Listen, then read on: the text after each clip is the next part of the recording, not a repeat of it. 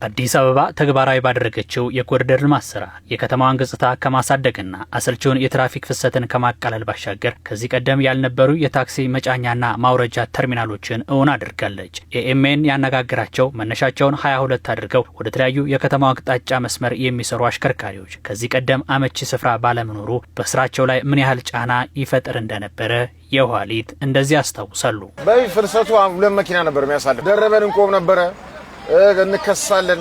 መንገዱ ለሁለት መኪና ነው የሚያሳልፈው። ከሁለት መኪና ማለፍ በላይ አይችልም። መንገድ ላይ አንደኛ ጠባብ ስለነበረችም እንትኗ ሰው እየተጋፋ ኪስ ሲገባ ያለው ብዙ ነገር ያለው በቃ በጣም የሚያስጠላ ነገር ነበር እዛ ጋር መንገድ ላይ።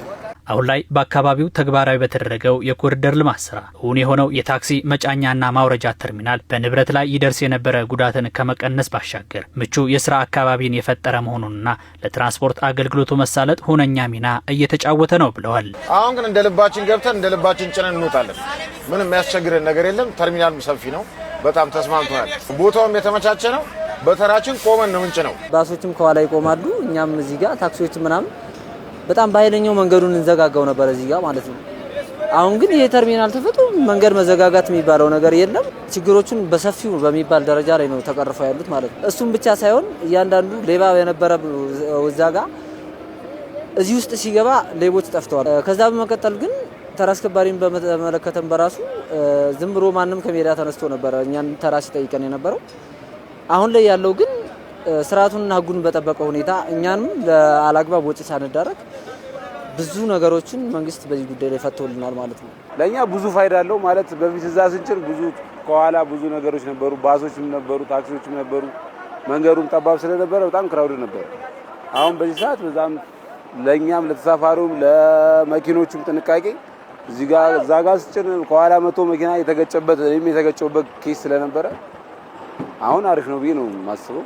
እንደገና ፓርክ አድርገህ የፈለከው ቦታ ብትሄድ ምሳ ብትሄድ ወይ ደግሞ የሆነ ቦታ ደርሰህ ብትመጣም ያው አመቹ ነው ቦታው።